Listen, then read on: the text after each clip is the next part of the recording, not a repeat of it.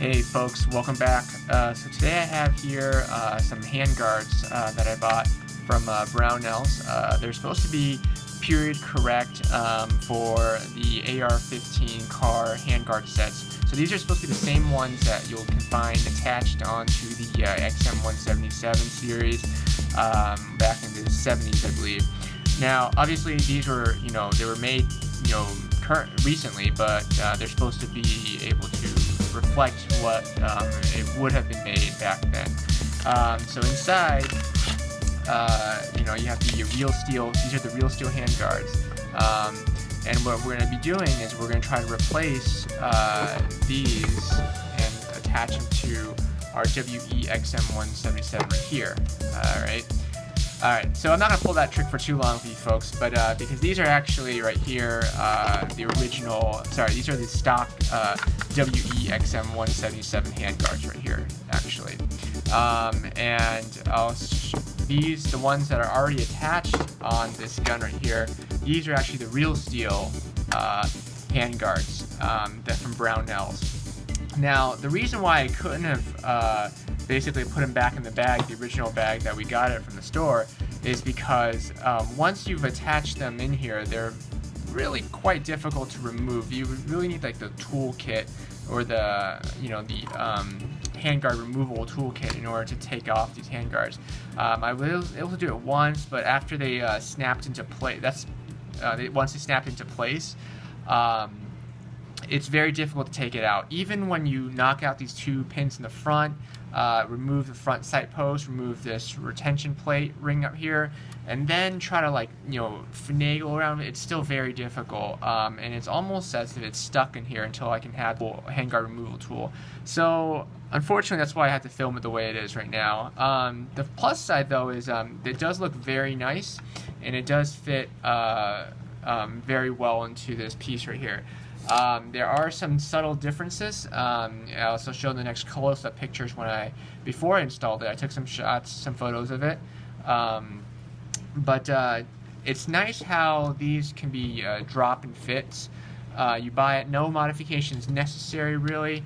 Again, they are very difficult to remove though. They fit snugly though, very snugly though.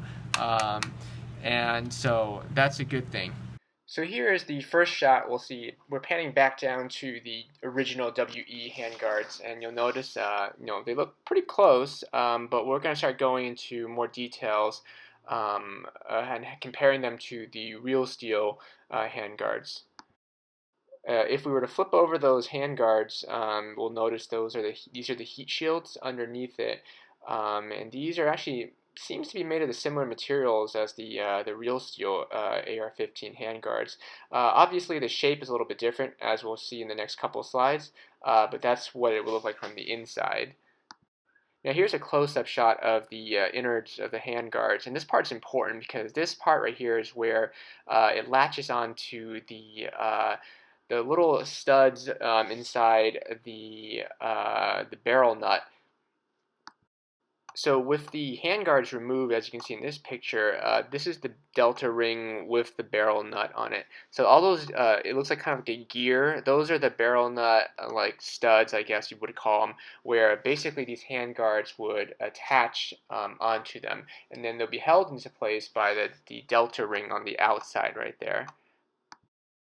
So now we'll compare the real steel on top from Brownells to the WE handguards below. And if you notice on the top one, the ribs on the sides are a lot more pronounced than the ones on the bottom. Also, if you'll take a note, the holes, the ventilation holes, for where the heat dissipates and allows it to be air cooled, they are a lot larger, or slightly larger actually, on the real steel than the ones on the WE version right there.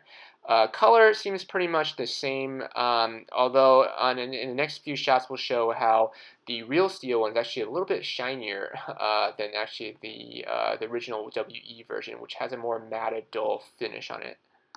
Now, if we were to flip them over, again, the top part is the Brownells one, and you'll notice that the more obvious thing is that the heat shielding, that's the metal part right there, is circular, and it moves along with the contours of the handguards. Whereas the WE one, they kind of just took a angled approach. Kind of reminds me, like, in those old video games where the graphics are kind of poor, and so when they try to draw or render a circular object, they kind of use a bunch of like angled, so it's more like a hexagon, so to speak, rather than a cone-shaped figure.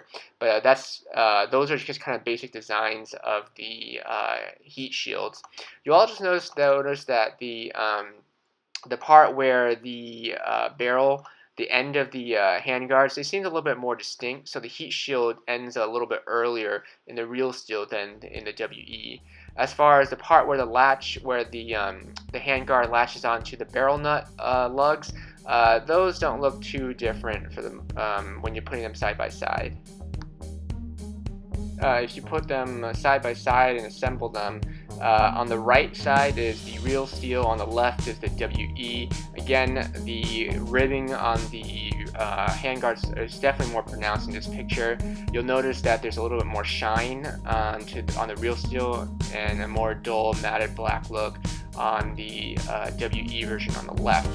Now, this isn't just because of lighting position. If you were to switch the handguards, you'll notice in this picture now the real steel is on the left and the WE is on the right. And again, it's a little bit more, shiny because of the lighting. But still, you'll notice that the real steel one is still a bit shinier than the WE version right there. Now, as far as the diameter goes, both of them are pretty much the same size. Obviously, that's why it fits onto the gun and it snaps in very well. But the one thing you'll notice that there's a little bit more plastic parts on the original than on the real steel. So if you notice on the real steel, there's less kind of overlap on the edges right there, where there's more lip, I guess you can say, on the right side of the WE version right there. Here's a picture of the real steel handguards with just the lower part of it installed. Again, they're symmetrical, so you can rotate them around. It doesn't matter which handguards go on which side because they're both circular. They're not like the original M16 ones, triangular ones, where there's left and right. But this is how it's installed, and there was some concern that the gas tube might fit kind of you might have to press it against the heat shield a little bit, but for the most part, it isn't really an issue when I installed it. So overall, I definitely do recommend these handguards. It's one for one. It's nice that you can use real steel parts and replace the original in case they break, especially with these retro model AR-15 series, because they're quite difficult to find replacement parts for. You don't want to get an M4A1 series handguards where it's kind of like the fatter rim. You want to kind of get the period correct, slimmer profile handguards, and sometimes it's hard. It's just easier to find the real steel version and install them. And again, no modification is really necessary in this case. Again, they do stick pretty tough to the delta ring, and you will need some real steel tools in order to essentially pry them out if you plan on installing them and taking them out more frequently. But other than that, I do recommend them. It adds to the another collection of where you can start using real steel parts in your gun and just start swapping out more parts, and so you can have the increased realism that a lot of folks are looking for. Alright, so hope you folks enjoy this content, and give us a thumbs up, like our channel, or subscribe to our channel. Let us know if there's any more questions about this, and see y'all next time.